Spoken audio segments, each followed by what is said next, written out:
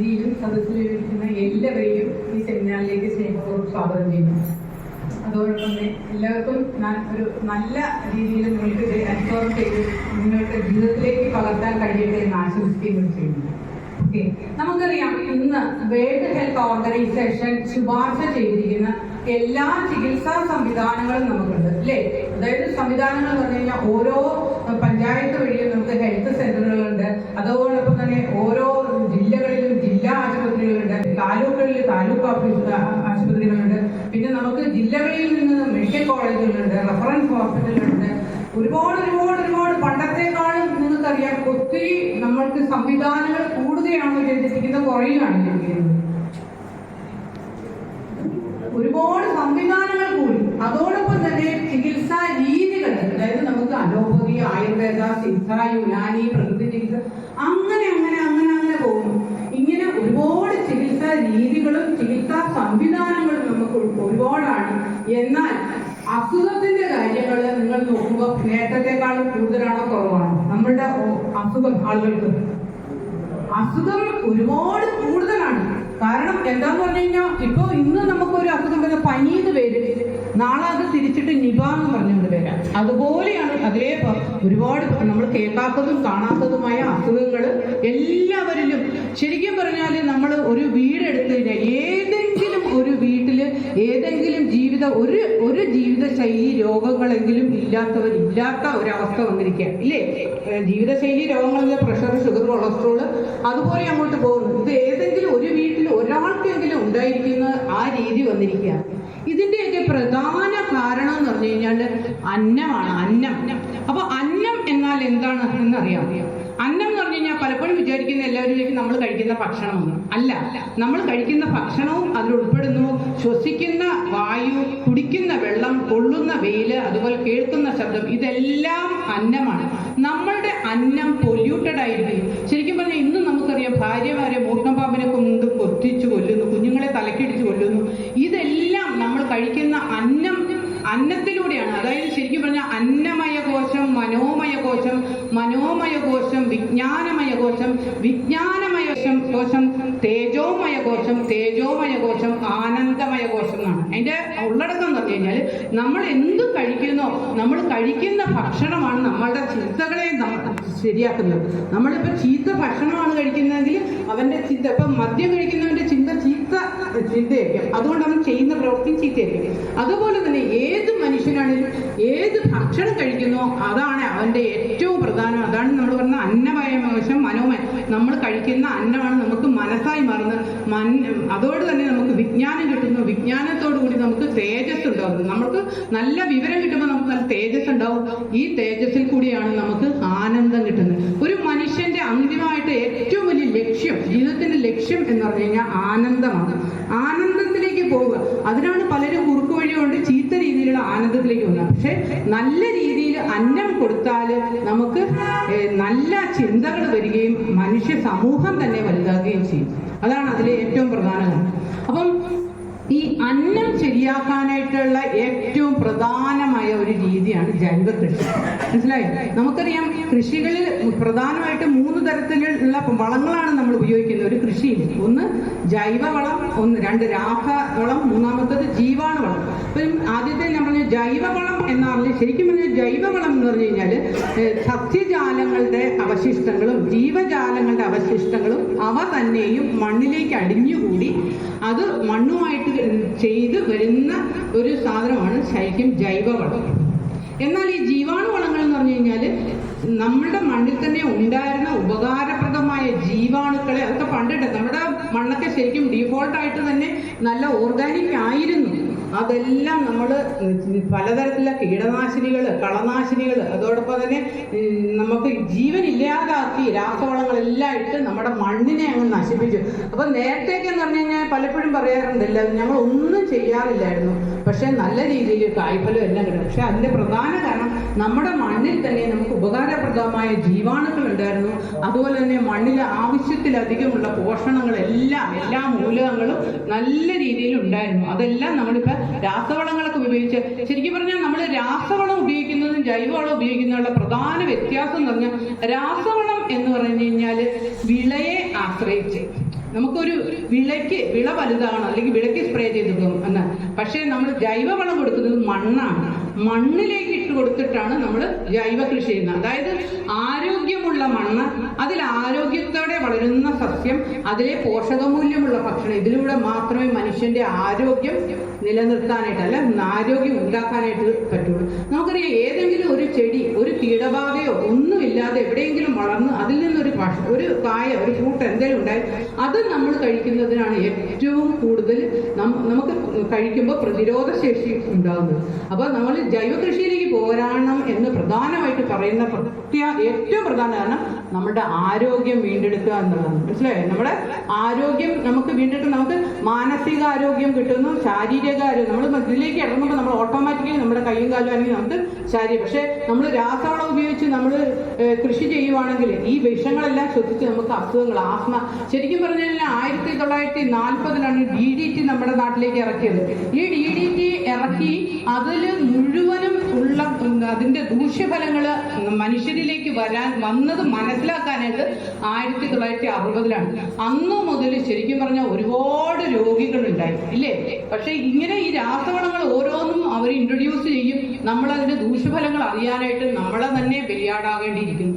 അപ്പോൾ നമ്മൾ ഇതിനെല്ലാം പരിഹാരമായിട്ട് നമ്മൾ എല്ലാവരും, വീട്ടിലെ കൊച്ചുകുട്ടി മുതൽ മുതിർന്നവർ വരെ എല്ലാവരും കുറച്ച് സമയമെങ്കിലും നമ്മൾ കൃഷിക്കായിട്ട് ചെലവഴിക്കുക. അത് പ്യുവറായിട്ട് ജൈവത്തിൽ തന്നെ. നമുക്കറിയാം, നമ്മുടെ പിള്ളേരുടെയൊക്കെ ബർത്ത്ഡേയോ അതെങ്കിൽ അവരുടെ ഏതെങ്കിലും ഒരു ഫംഗ്ഷൻ വരുമ്പോൾ പലപ്പോഴും വലിയ കേക്ക് മുറിച്ച് അതല്ലെങ്കിൽ അതൊക്കെ വേണ്ടെന്നല്ല വേണം. പക്ഷേ അതിൻ്റെ കൂടെ അവരെ കൊണ്ട് ഏതെങ്കിലും ഒരു ഫ്രൂട്ട് പ്ലാന്റ് ഒരിടത്ത് നട്ട് കഴിഞ്ഞ് കഴിഞ്ഞാൽ എന്താ പറ്റുക, ആ കുട്ടിക്ക് തന്നെ കൃഷിയോടൊരു ആവേശം ഉണ്ടാവും. എന്നും ചെന്ന് നോക്കും, അവരതിനകത്ത് ഉണ്ടായി വളം ഇട്ട് കൊടുക്കും. അത് കായാകുമ്പോൾ അത് അവർ പറിക്കാനോ അത് നോക്കാനോ അങ്ങനെ കുട്ടികളിലേക്ക് നമ്മൾക്ക് കൃഷിയെക്കുറിച്ചുള്ള ഒരു ഉപബോധം നമ്മൾ വളർത്തിക്കൊണ്ടുവരണം.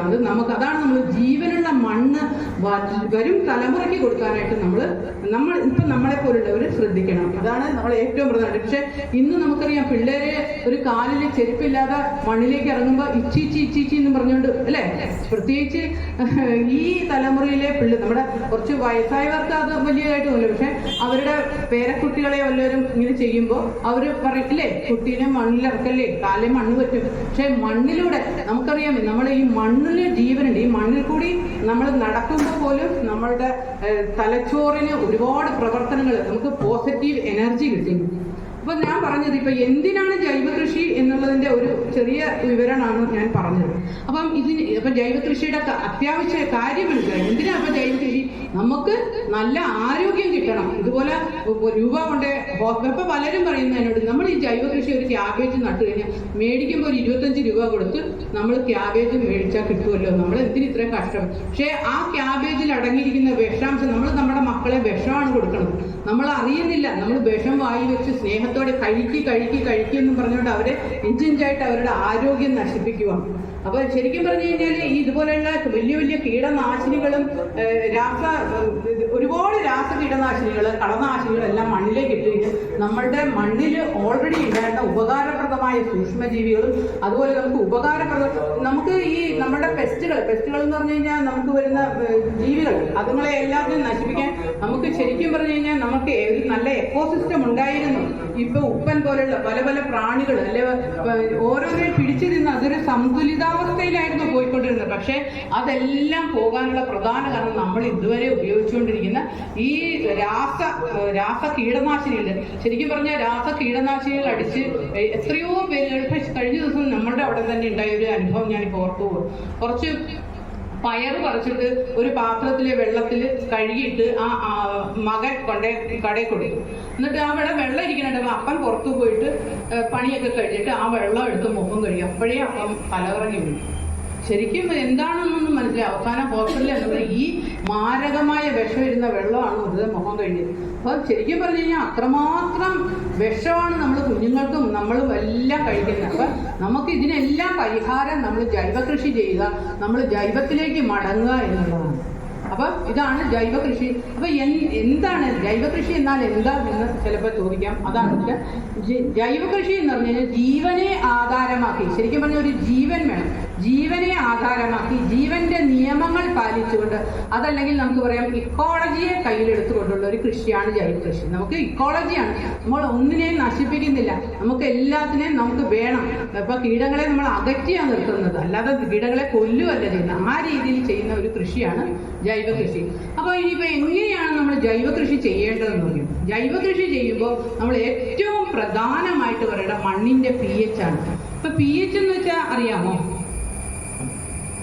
pH എന്ന് പറഞ്ഞാൽ നമ്മൾ മറ്റ് ഒരുപാട് കാര്യങ്ങളൊന്നും മനസ്സിലാക്കണ്ട. pH എന്ന് പറഞ്ഞു കഴിഞ്ഞാൽ ഒരു അളവുകോലാണ്.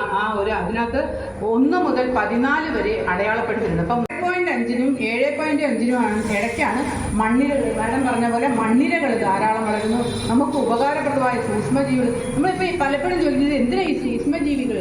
ശരിക്കും പറഞ്ഞാൽ ഈ സൂക്ഷ്മജീവികളുടെ ധർമ്മം എന്താന്ന് പറഞ്ഞു കഴിഞ്ഞാൽ നമ്മുടെ മണ്ണിലുള്ള പോഷണങ്ങളെ വെള്ളത്തോട് ചേർത്ത് ചെടികൾക്ക് എടുക്കത്തക്ക രീതിയിലാക്കി കൊടുക്കുന്നത് ഈ സൂക്ഷ്മജീവികളാണ്. അതുകൊണ്ടാണ് നമ്മൾ എപ്പോഴും സൂക്ഷ്മജീവികൾ വേണം, സൂക്ഷ്മജീവികളും. ശരിക്കും പറഞ്ഞു കഴിഞ്ഞാൽ നമ്മളുടെ ലോകത്തിൽ തന്നെ നോക്കുകയാണെങ്കിൽ നമ്മൾ ഈ 70% സൂക്ഷ്മജീവികൾ നമുക്ക് കാണാൻ പാടില്ലാത്ത സൂക്ഷ്മജീവികളാണ്. ബാക്കി ഏതാണ്ട് ഒരു 30% നമ്മൾ കാണുന്ന സാധനങ്ങളുണ്ട്. അപ്പം ഇത് ഈ പ്രകൃതി തന്നെ സൂക്ഷ്മജീവികളുടേതാണ്.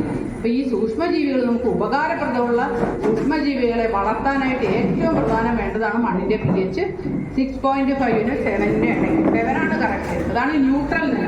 അതായത് 1 തൊട്ട് 7 വരെ ആസിഡ് ആയിരിക്കും, അത് കഴിഞ്ഞിട്ട് 7 തൊട്ട് 14 വരെ ബേസ് ആയിരിക്കും, ആൽക്കലൈൻ. അപ്പൊ ഇതിന്റെ രണ്ടിന്റെ ഇടയ്ക്കുള്ള 7-ലും നിലനിർത്തിയ നിങ്ങൾ ഒന്നും പിന്നെ നോക്കേണ്ട കാര്യമില്ല. മണ്ണിൽ ഓൾറെഡി കിടക്കണ വളം എല്ലാം ചെടിയെടുത്ത് ചെടി വളർന്നുള്ളൂ. അപ്പൊ pH എന്ന് പറഞ്ഞു കഴിഞ്ഞാൽ ഏറ്റവും പ്രധാനമായിട്ടുള്ള ഒരു കാര്യമാണ്. അപ്പം ആദ്യത്തെ ഞാൻ പറഞ്ഞ മണ്ണിന്റെ pH. പിന്നെ മണ്ണിലെ കാർബൺ എന്ന് പറഞ്ഞാൽ എന്താണെന്നറിയാമോ? കാർബൺ എന്ന് പറഞ്ഞു കഴിഞ്ഞാൽ ശരിക്കും വേറൊന്നുമല്ല, നമ്മുടെ സസ്യജാലങ്ങളുടെ അവശിഷ്ടങ്ങളും ജീവജാലങ്ങളുടെ അവശിഷ്ടങ്ങളും അവ തന്നെയും മണ്ണിൽ അടിഞ്ഞുകൂടി കിടക്കുന്ന ആ ക്ലേദം എന്നൊക്കെ പറയുന്ന അതാണ് കാർബൺ, ഓർഗാനിക് കാർബൺ. അത് എത്രത്തോളം മണ്ണിലുണ്ടോ അവിടെ എല്ലാം വളരെ നല്ല രീതിയിൽ വളരും. അതാണ് നമ്മുടെ മണ്ണിനെ കോഞ്ച്. എത്രത്തോളം കാർബൺ ഉണ്ടോ അത്രത്തോളം മണ്ണിൽ നല്ല രീതിയിൽ ചെടികളുടെ വേരുകൾ വളരും, മണ്ണിൽ വെള്ളത്തെ പിടിച്ചു വെക്കും, സൂക്ഷ്മജീവികൾ വളരും. അതുപോലെ മണ്ണ് കല്ലില്ലാതെ ശരിക്കും പറഞ്ഞാൽ നമ്മുടെ മണ്ണിലൊക്കെ കാർബൺ ശരിക്കും 0.5-ൽ പോലും താഴെയാണ്. നമുക്ക് ഏറ്റവും കുറഞ്ഞത് 3% കാർബൺ ഉള്ള മണ്ണിൽ നമ്മൾ എല്ലാം വളരും. ശരിക്കും 8% കാർബൺ കൊണ്ടുവന്നാൽ ആ മണ്ണിൽ പിന്നെ നമ്മൾ വെള്ളം പോലും ഒഴിച്ചു കൊടുക്കണം. അതാ നല്ല സ്പോഞ്ചിയായിട്ട് നല്ല രീതിയിൽ ചെടി വളരും. അപ്പം ഈ രണ്ടാമത് ഞാൻ ആദ്യത്തെ പറഞ്ഞത് മണ്ണിന്റെ pH, രണ്ടാമത് മണ്ണിലെ കാർബൺ, മൂന്നാമത് മണ്ണിൽ വേണ്ട കാൽസ്യം. കാൽസ്യം എന്ന് പറഞ്ഞു കഴിഞ്ഞാൽ നമുക്കറിയാം നമ്മളുടെ ശരീരത്തിലെല്ലാം നമുക്ക് ഈ എല്ലുകളുടെ വളർച്ച, നഖത്തിന്റെ വളർച്ച എല്ലാത്തിനും വേണ്ട ഏറ്റവും പ്രധാനപ്പെട്ട ഒന്നാണ് കാൽസ്യം. അതുപോലെ തന്നെ ചെടികൾക്കും വേണ്ട ഒന്നാണ് കാൽസ്യം. അപ്പൊ കാൽസ്യം ഈ മണ്ണിലെ കാൽസ്യം ഏറ്റവും, കാരണം ഈ ഒടിഞ്ഞു പോകും, ചെടികളുടെ കമ്പുകൾ ഒടിഞ്ഞു പോകും. അതുപോലെ കാൽസ്യത്തിന്റെ ഡെഫിഷ്യൻസി ഉള്ളപ്പോഴാണ് കൂടുതലായിട്ടുള്ള കീടങ്ങൾ ആക്രമിക്കുക. കാരണം തണ്ടിനൊന്നും കട്ടിയില്ല. അപ്പൊ ഞാൻ ഈ pH-ന്റെ കാര്യം പറഞ്ഞല്ലോ. pH എന്ന് പറഞ്ഞു കഴിഞ്ഞാൽ ഏറ്റവും ഇമ്പോർട്ടൻ്റ് ആയിട്ടുള്ള ഒരു കാര്യം, ഈ മണ്ണ് നമുക്കറിയാം മീനുകൾക്ക് വളരാനായിട്ട് വെള്ളത്തിന്റെ pH എത്ര വേണം? മീൻ വളർത്തുന്നവർക്കൊക്കെ അറിയാം എത്രയാണ്. അത് 7 ആയിരിക്കണം. 7 അല്ലെങ്കിൽ എന്താ പെട്ടെന്ന് ഇതുങ്ങളെല്ലാം മുകളിലേക്ക് ഇങ്ങനെ വാവളിച്ച് വന്നുകൊണ്ട് നിൽക്കുന്നതാണ്. അതെന്താണെന്ന് വെച്ച് കഴിഞ്ഞാൽ pH കുറയുന്നത്. അപ്പൊ നമ്മൾ അറിയാവുന്നവർക്കറിയാം, അപ്പൊ തന്നെ കുറച്ച് കുമ്മായം എടുത്ത് പെട്ടെന്ന് ഇതൊന്ന് കൂടാൻ വേണ്ടിയിട്ട് വിതറി കൊടുക്കും. അതുപോലെ തന്നെ മനുഷ്യന്റെ ശരീരത്തിലെ രക്തത്തിന്റെ pH-ഉം 7.35-നും 7.45-നും ഇടയ്ക്കാണ്. അപ്പൊ അതിനകത്ത് നിന്ന് അതൊരു ബഫർ സൊല്യൂഷൻ ആയിട്ട് ഇരിക്കുവാണ്. കാരണം അതെപ്പോഴും മെയിൻറ്റെയിൻ ചെയ്തുകൊണ്ടിരിക്കും. അതിൽ നിന്ന് കുറയുമ്പോഴാണ് നമുക്ക് മുട്ടുവേദന, പല്ലിന് ഡീക്കെ, അതുപോലത്തെ എല്ലാം വരുന്നത്. അപ്പൊ നമ്മൾക്ക് എല്ലാത്തിനും pH ഉണ്ട്. അപ്പൊ pH എന്ന് പറയുന്നത് ഒരു കൃഷിയിലെ ഏറ്റവും ഇമ്പോർട്ടൻ്റ് ആയിട്ടുള്ള കാര്യമാണ്. അപ്പൊ ഞാൻ പറഞ്ഞ രണ്ടാമത്തത് കാർബൺ പറഞ്ഞു, മൂന്നാമത്തെ കാൽസ്യം പറഞ്ഞു.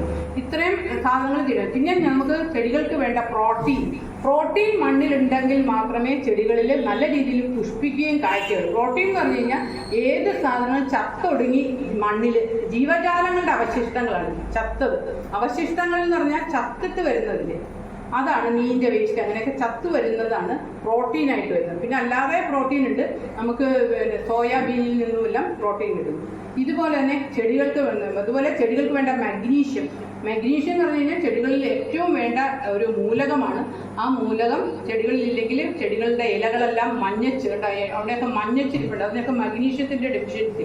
സാധനങ്ങൾ നമ്മൾ ജൈവ രീതിയിൽ കൊടുത്തുകൊണ്ട് തന്നെ ശാസ്ത്രീയമായിട്ടുള്ള ഒരു കൃഷിയാണ് ജൈവ കൃഷി. പലരും ധരിച്ചിരിക്കുന്നത് കുറച്ച് ചാണകമോ പച്ചിലയോ ഇട്ട് കൊടുത്ത് മാത്രം ചെയ്യുന്ന കൃഷിയാണ് ജൈവ കൃഷി എന്നാണ്. പക്ഷേ അത് ജൈവ കൃഷിയല്ല. ആ കൃഷിക്ക് പറയുന്ന പേര് പാരമ്പര്യ കൃഷി എന്നാണ്. ജൈവ കൃഷി എന്ന് പറഞ്ഞാൽ ശരിക്കും ഞാൻ ഈ പറഞ്ഞ പോലെ മണ്ണിന്റെ pH, മണ്ണിലെ കാർബൺ, മണ്ണിലെ കാൽസ്യം, അതുപോലെ ചെടികൾക്ക് വേണ്ട പ്രോട്ടീൻ, ചെടികൾക്ക് വേണ്ട മഗ്നീഷ്യം, ഇതെല്ലാം ജൈവ രീതിയിൽ കൊടുത്തുകൊണ്ട് ചെയ്യുന്ന ഒരു കൃഷി തന്നെയാണ് ജൈവ കൃഷി. അപ്പം നമ്മൾ നമ്മുടെ പ്രോഡക്റ്റുകളെ കുറിച്ച് നമുക്ക് പറയാം. ഞാൻ ആദ്യമേ പറഞ്ഞു ജൈവ കൃഷിയിലെ ഏറ്റവും ഇമ്പോർട്ടൻ്റ് ആയിട്ടുള്ള ഒന്ന് മണ്ണിന്റെ pH എന്നത്. അപ്പം ഇതാണ് നമ്മുടെ pH ബൂസ്റ്റർ. ഇത് pH ബൂസ്റ്റർ എന്ന് പറഞ്ഞു കഴിഞ്ഞാൽ pH നമ്മൾ പരമ്പരാഗതമായി ഏത് കൃഷിക്കാരും ചെയ്തുകൊണ്ടിരുന്ന എന്താ, pH ബാലൻസ് ചെയ്യാനായിട്ട് കുമ്മായമായിട്ട് ഇട്ടുകൊണ്ടിരുന്നത് ഇല്ലേ. ഈ കുമ്മായം ഇട്ട് കഴിഞ്ഞാൽ 3-4 പ്രശ്നങ്ങളുണ്ട്. ഏറ്റവും പ്രധാനമായിട്ടുള്ള പ്രശ്നം, നമുക്ക് മണ്ണിലുള്ള സൂക്ഷ്മജീവികളെല്ലാം ചത്തുപോകും. ഒന്ന്. രണ്ടാമത്തെ കാര്യം, നമ്മൾ കുമ്മായം ഇടുമ്പോൾ ഓൾറെഡി മണ്ണിൽ കിടക്കുന്ന ആ വളം നിർവീര്യമായി പോവുക. പിന്നെ നമ്മൾ 15 ദിവസം കഴിഞ്ഞ് സ്റ്റാർട്ട് ചെയ്യണം. മൂന്നാമത്തെ കാര്യം, നമ്മുടെ ഈ ചെടികളുടെ വേരുകൾ വെന്തു പോകുന്നുണ്ട്. നാലാമത്തെ കാര്യം, ഈ കുമ്മായം ഇടുമ്പോൾ മണ്ണിന്റെ pH പെട്ടെന്നൊരു 14 നമ്മൾ 14 12 9 വരെയൊക്കെ പെട്ടെന്ന് പോകുന്നു. അതും ചെടികൾക്ക് നല്ലതല്ല. ചെടികൾ 7 മെയിൻറ്റെയിൻ. അടുത്ത പ്രശ്നം എന്ന് പറഞ്ഞു കഴിഞ്ഞാൽ ഈ കുമ്മായം ഇടുമ്പോഴത്തേക്കും ഒരു 45 ദിവസത്തേക്ക് മാത്രമേ pH നമുക്ക് ബാലൻസ് ആകുന്നുള്ളൂ. എന്നാൽ ഈ pH ബൂസ്റ്റർ എന്ന് പറയുന്ന സാധനം കടലിലെ മുരിങ്ങക്കക്ക പൊടിച്ച് അതിനകത്ത് നമുക്ക് അത്യാവശ്യം വേണ്ട സൾഫറും കാർബണും അതോടൊപ്പം തന്നെ ചെടികൾക്ക് വേണ്ട മഗ്നീഷ്യവും ഒക്കെ ചേർത്തുണ്ടാക്കിയ ഒരു സാധനമാണ്. ഇത് മണ്ണിലേക്ക് ഇട്ട് കൊടുക്കുമ്പോൾ മണ്ണിന്റെ pH എപ്പോഴും ഗ്രാജുവലായിട്ട് കൂടി 7 വന്ന് 7 തന്നെ നിൽക്കും. ഒരു കാരണവശാലും 7 നിന്ന് പൊക്കത്തേക്ക് പോകത്തില്ല. 7 ഇങ്ങനെ മെയിൻറ്റെയിൻ ചെയ്തുകൊണ്ടിരിക്കും. എപ്പോഴാണോ മണ്ണിന്റെ pH കുറയുന്നത് അപ്പം മാത്രമേ മണ്ണുമായിട്ട് പ്രവർത്തിക്കത്തുള്ളൂ.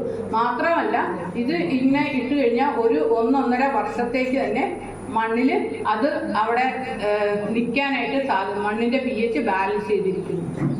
ഓക്കെ. അപ്പം അടുത്ത സാധനമാണ് മണ്ണില്. അപ്പൊ ഇതാണ് pH ബൂസ്റ്റർ. pH ബൂസ്റ്റർ എന്തിനാ ഉപയോഗിക്കുന്നതെന്ന് മനസ്സിലായില്ല.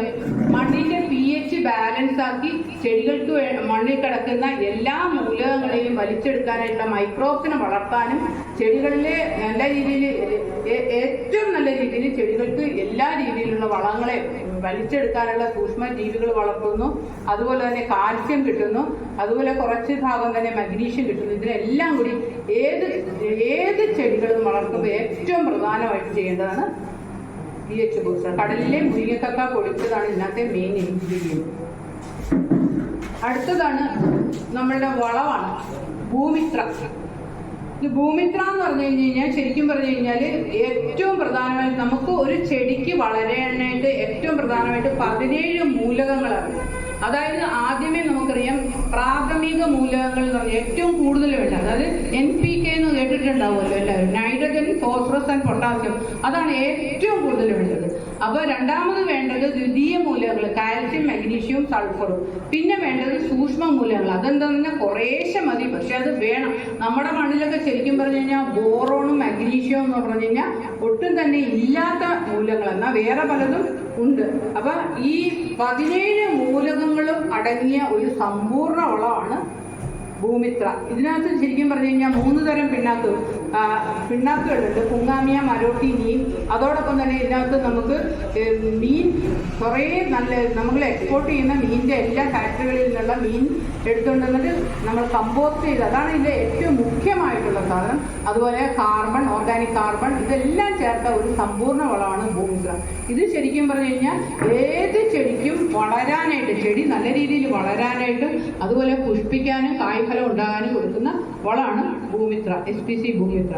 ഇനി അടുത്തത് ഇതിനേലും കുറച്ചുകൂടി പവർ കൂടിയ ഒരു വളമുണ്ട്, അതാണ് ബയോ പവർ. ഏത് ചെടികളിലും നല്ല രീതിയിൽ കായ്ഫലം, അതായത് കായ്ഫലം ഉണ്ടായിക്കൊണ്ടിരിക്കുന്ന എല്ലാ പ്ലാന്റ്സിനും ഇട്ട് കൊടുക്കേണ്ടതാണ് നമ്മുടെ ബയോ പവർ. അപ്പം ഞാൻ പറഞ്ഞല്ലോ pH ബൂസ്റ്റർ എന്ന് പറഞ്ഞാൽ ഇതെല്ലാം ഇട്ട് കൊടുക്കുന്നത് ഓരോ ചെടിയുടെയും വലിപ്പം അനുസരിച്ചും കൂടിയാണ്. നമുക്ക് ഇപ്പൊ ഒരു ജാതിയൊക്കെ വലിയൊരു ജാതിയാണ്, നമുക്ക് 3.5 കിലോ pH ബൂസ്റ്ററും 3.5 കിലോ ബയോ പവറും ഇട്ട് കൊടുക്കാം. അതോടൊപ്പം തന്നെ നമുക്ക് ഉള്ള വേറൊരു പ്രോഡക്റ്റാണ് ബയോ പവർ, ബയോ ഗ്രീൻ. ബയോഗ്രീൻ എന്ന് പറഞ്ഞു കഴിഞ്ഞാൽ ശരിക്കും പറഞ്ഞാൽ പ്യുവർ ആയിട്ടുള്ള ഡോളോമൈറ്റ് ആണ്. അപ്പം നമുക്ക് ഇന്ന് വരെ നമ്മൾ യൂണിവേഴ്സിറ്റിയിലൊക്കെ പഠിക്കുമ്പോഴൊക്കെ ടെസ്റ്റ് ചെയ്ത് റിസൾട്ട് കാണുന്നത് ഒരു ഡോളോമൈറ്റും പ്യുവർ ആയിട്ടുള്ള ഡോളോമൈറ്റ് അല്ല. ശരിക്കും പറഞ്ഞു കഴിഞ്ഞാൽ വലിയ വലിയ ഇൻഡസ്ട്രികളിൽ നിന്നുള്ള വേസ്റ്റ് എടുത്തിട്ട് അവർ ഇൻഡസ്ട്രിക്കാർ തന്നെ പൈസ കൊടുക്കും ഇതൊന്നും എടുത്ത് മാറ്റാൻ. അങ്ങനെ കിട്ടുന്ന സാധനത്തിന് അത് കുറച്ചു വല്ല ഡോളോമൈറ്റും ചേർത്തിട്ട് നമുക്ക് കൊണ്ടുത്തരും. പക്ഷെ നമ്മളതുകൊണ്ട് വലിയ കാര്യമായിട്ട് പറമ്പിലിടും. പക്ഷേ പറമ്പ് കേടാവും, മണ്ണ് കേടാകുന്നു അല്ലാതെ ഒരു കാരണവശാലും ചെടികളിലെ മഞ്ഞളിപ്പ് മാറുമോ മഗ്നീഷ്യം മാറുമോ ഇല്ല.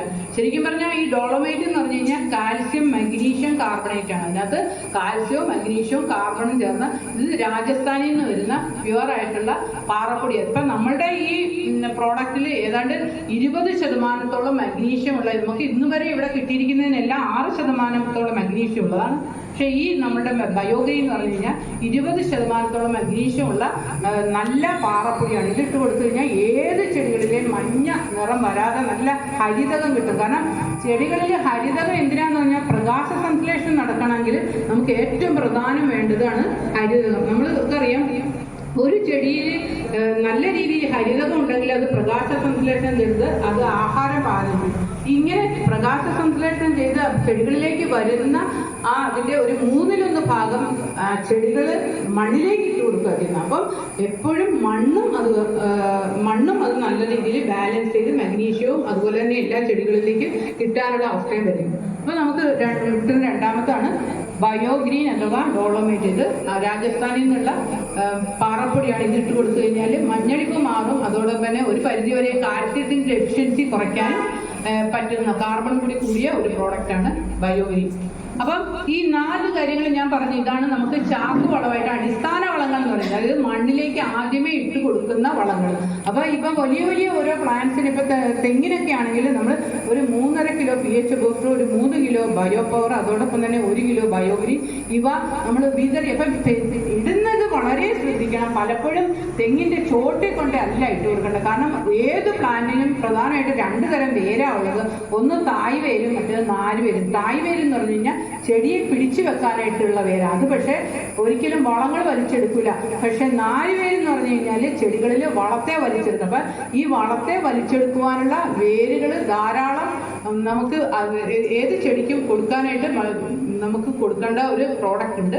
അത് അടുത്ത ഇതിൽ തന്നെ ഞാൻ പറഞ്ഞു ഈ വേരുകളുടെ കാര്യം ഞാൻ പറഞ്ഞാൽ ആദ്യമായിട്ട് നമ്മൾ വളം ഇട്ട് കൊടുക്കുമ്പോൾ നമ്മളുടെ ഏത് ചെടിയിലും ഒരു 1-1.5 അടി താഴ്ചയിലേക്ക് മാത്രമേ ഈ നാരുവേരുകൾ പോകുള്ളൂ. പക്ഷെ തായ്വേര് ഒത്തിരി താഴെ പോകും. കാരണം ഇത് പിടിച്ചു വെക്കണം. അതുകൊണ്ട് തന്നെ ഈ ഇട്ട് കൊടുക്കുന്നത് വളരെ ശ്രദ്ധിക്കണം. ഇലച്ചാർത്ത് നോക്കണം. ഇലച്ചാർത്ത് എന്ന് വെച്ചാൽ അറിയാമോ? ഏത് ചെടി മുകളിലേക്ക് പോകുമ്പോൾ എത്രത്തോളം ദൂരത്തിൽ അതിൻ്റെ ഇലയുണ്ടോ അതാണ് ഇലച്ചാർത്ത്. അത്രയും ദൂരത്തിൽ നമ്മൾ ചെടികളിലേക്ക് വിതറി എന്നുവെച്ചാൽ ഒരു അടി 1.5 അടി മാറ്റി, ചോട്ടിൽ നിന്ന് 1.5 അടി മാറ്റി വിതറി ഇലച്ചാർത്ത് എത്ര ദൂരമുണ്ടോ അങ്ങനെയാണ് വളം ഇട്ട് കൊടുക്കുന്നത്. പലരും കൊണ്ട് ആ ചോട്ടിലേക്ക് അങ്ങോട്ട് ഇട്ട് കൊടുക്കും. പക്ഷെ അതുകൊണ്ട് യാതൊരു ഗുണമില്ല. ചെടിക്ക് എടുക്കാൻ പറ്റുന്ന അവസ്ഥയായിരിക്കില്ല. മാത്രമല്ല കൂട്ടിയിട്ട് കൊടുക്കരുത്. ഇത് മണ്ണിനോട് മിക്സായി ചെടികൾ എടുക്കണം. അതാണ് ഇപ്പം ഞാൻ പറഞ്ഞ അടിസ്ഥാന വളങ്ങളിലെ 3 കൊടുക്കേണ്ട രീതി. അപ്പം ഇത്രയാണ് നമുക്ക് അടിസ്ഥാന വളങ്ങൾ. ഇതെല്ലാം നമ്മൾ കൊടുക്കേണ്ട രീതികൾ നമ്മളിപ്പോൾ പറഞ്ഞു. ഇനി അടുത്തത് നമ്മൾ ഇതെല്ലാം കൊടുത്താലും നമ്മൾ ടോണിക്ക് പോലെ ചില ചെടികളുണ്ട്. ഈ ചെടികൾ നമ്മൾ നല്ല വെയിൽ, ഏത് ചെടിക്കും ഏറ്റവും പ്രധാനമായിട്ട് വേണ്ട ഒന്ന് വെയിലാണ്. വെയിൽ, സൂര്യപ്രകാശം. കാരണം പ്രകാശ സംശ്ലേഷണം നടക്കാനായിട്ട് വേണ്ട ഏറ്റവും പ്രധാന ഒന്നാണ് സൂര്യപ്രകാശം. നമുക്കറിയാം പലപ്പോഴും ഈ അന്തരീക്ഷത്തിൽ അല്ലെങ്കിൽ പ്രകൃതിയിൽ ആകെ ഒരേ ഒരു ഊർജമേ ഉള്ളൂ. അതായത് സൗരോർജം. ഈ സൗരോർജത്തിനാണ് നമ്മൾ മറ്റുള്ള ഊർജങ്ങളായിട്ട് മാറ്റുന്നത്. ഈ ഊർജത്തെ പിടിച്ചെടുക്കാനായിട്ട് പ്രകൃതിയിൽ പറ്റുന്ന ഒരു കാര്യമുണ്ട്. അതാരാ? ചെടികൾ.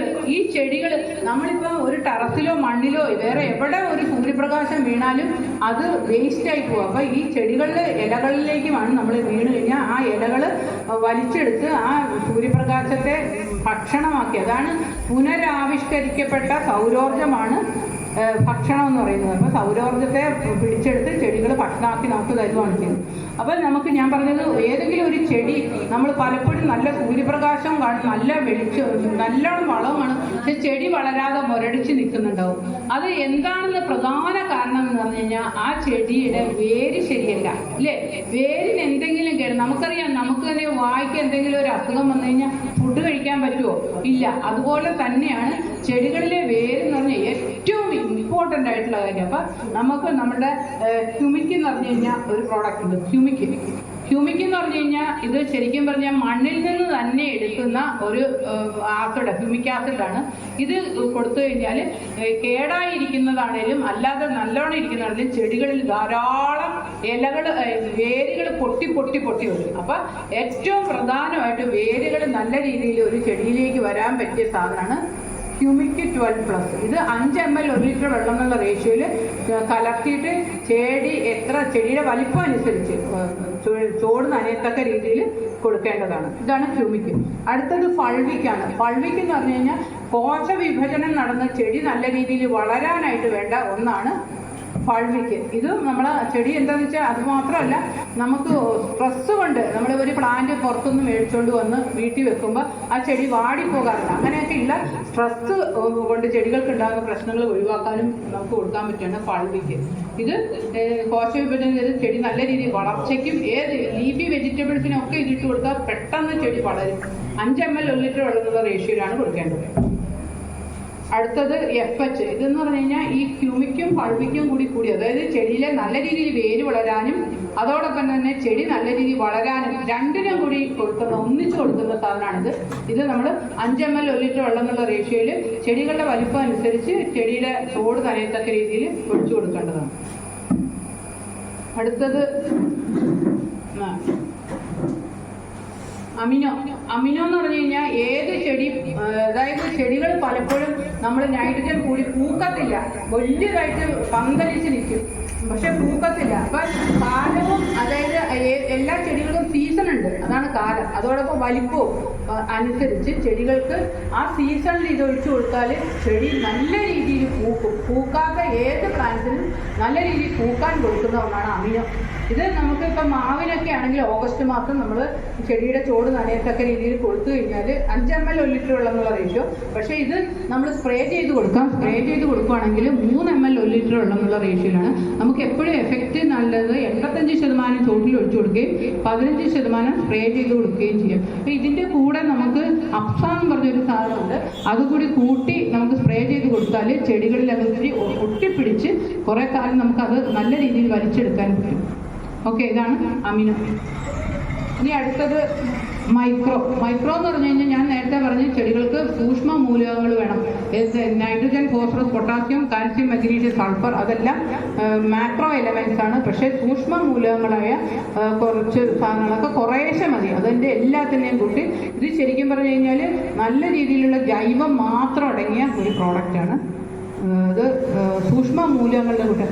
എല്ലാ സാധനത്തിനെയും ഇല പൊഴിച്ചിൽ വരുന്നുണ്ട്, കാ പൊഴിച്ചിൽ, വെള്ളക്കാ പൊഴിച്ചിൽ, ജാതിക്കാ പൊഴിച്ചിൽ, അതുപോലത്തെ റംബൂട്ടാൻ പൊഴിച്ചിൽ, ഒത്തിരി പേര് ചോദിക്കുന്നു. ഇതുപോലെ എല്ലാ രീതിയിലുള്ള പൊഴിച്ചിലും പ്രധാന കാരണം ആ ചെടിയിൽ ആ പ്ലാന്റ് അത്രയും ഫ്രൂട്ട്സിനെ ഉണ്ടാക്കാനുള്ള സൂക്ഷ്മ മൂലകങ്ങൾ ആ ചെടിയിൽ ഇല്ലാത്തതാണ് പ്രധാന കാരണം.